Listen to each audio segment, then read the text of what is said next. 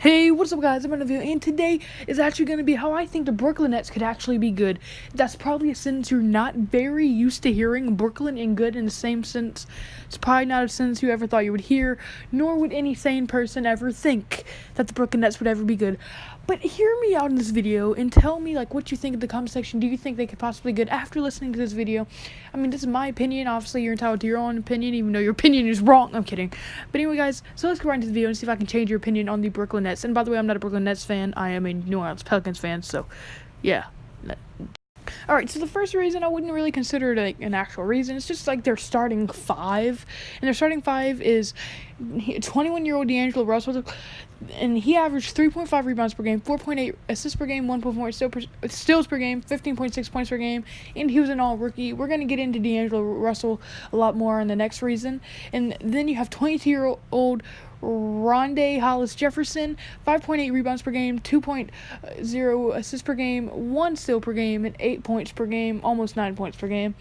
And then DeMarre Carroll, who's actually the oldest person in their starting five, coming in at 31 years old, 3.8 rebounds per game, 1 steal per game, and 8 points per game. Then Sean Kilpatrick, who's actually alright. He has 4 rebounds per game, 2 steals per game, and 3 points per game. And then Jeremy Lin, the 1 year wonder, the Asian goat for 1 year. 3.8 rebounds per game, 5 assists per game, 1 steal per game, and 15.5 points per game. So, he's still alright, but he's nothing like he was that 1 year. But, alright, so my first actual real reason is they have, tons of potential in them, as they are extremely young. As I said, you have a 28-year-old, 27-year-old, 22, and a 31-year-old, and a 21-year-old. Only one person is 30, and that's DeMarre Carroll, and you always need at least one veteran on your starting lineup, so there you go.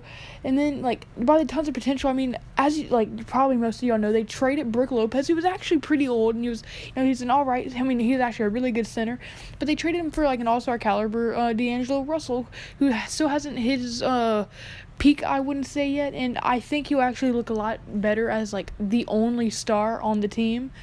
And Brook Lopez was probably gonna start falling off soon, so I think they realized, okay, we have to trade him soon. So they got D'Angelo Russell, who's actually great. He's an awesome upgrade above Jeremy Lin. As Jeremy Lin, yeah, he's all right, but he should not be a starting quarterback. He shouldn't be a starting point guard as on any other team. I don't think he would start. But, Jeremy Lin's actually a better shooting guard as he is. So with D'Angelo Russell, he'll actually be able to go into his own position, which is shooting guard, and be able to score, and that's what he's pretty much best as.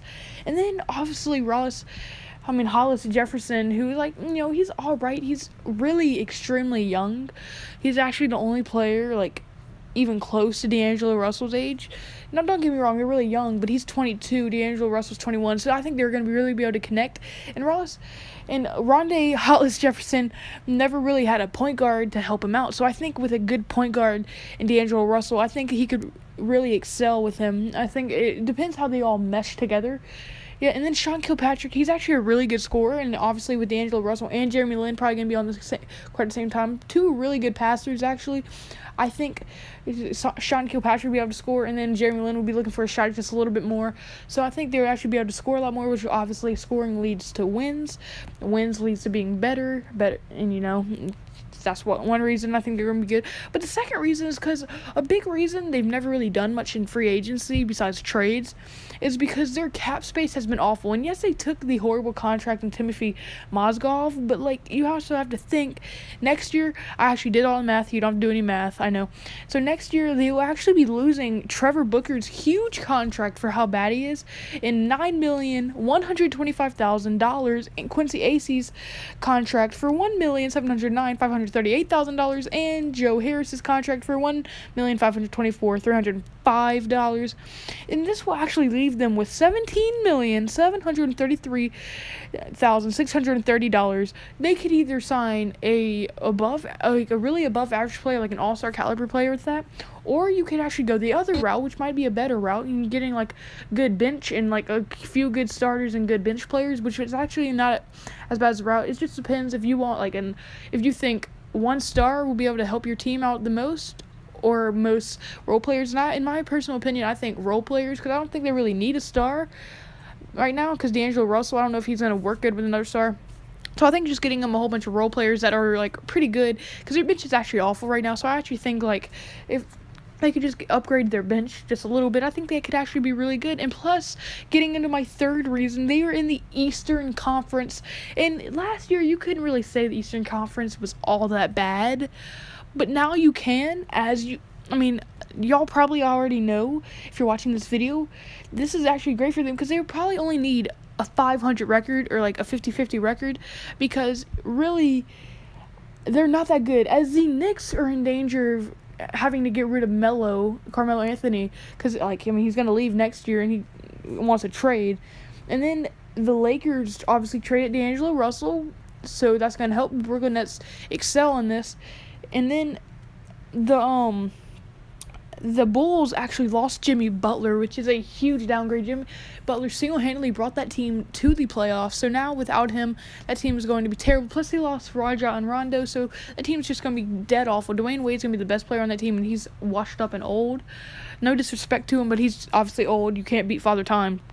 So really, they have a chance. I wouldn't say they have a chance to make the playoffs, but they have a chance not to be the worst in the NBA. That's a first for a while, I know. But I actually do think, okay, maybe they're not going to be good this year, but I think by next year, when their cap space kind of clears out, and they're actually going to start getting their picks back in 1 or 2 years, because obviously they were trying to make a super team. It became a huge bust, so they had to get rid of all their trades. So, but now they're going to end up, like, next 1, 2, or 3 years, they're going to start getting back all their picks. And if they're smart, they'll be able to even trade for a few picks. And you never know, they could actually, just a few good rookies on good role players that you're signing in free agency. Keep your cap space a little bit low, get rid of Timothy Mozgov in a trade possibly, and you could have a great team.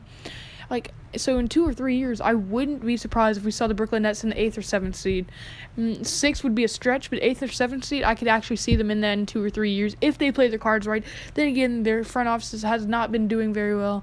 But yeah, so right now I'm just rambling on. So anyway, guys, that's unfortunately going to be the end of this video. So kids, remember, I don't know why I'm getting my intro right now. I didn't say. So if you want to see more videos on how I think bad teams could actually end up being good, or you want to see more super team videos like I just dropped, and if you haven't checked that out, which no one has yet, hopefully y'all will. I haven't had a video and get 0 views in a while, so hopefully y'all just go check that out for me, please. It'd mean a lot. So anyway, guys, comment below what kind of videos you want to see from me more. Hit the like button if you really enjoyed this video, and if you really want to make my day, hit the subscribe button. It would mean a lot. And that's pretty much gonna be it for this video. So anyway, kids, always remember, never eat your vegetables, always do your drugs, don't stay in school. Just don't wear your seatbelt sometimes in busy traffic. Run across. Don't look both ways. Anyway, guys, that's gonna be it. Goodbye.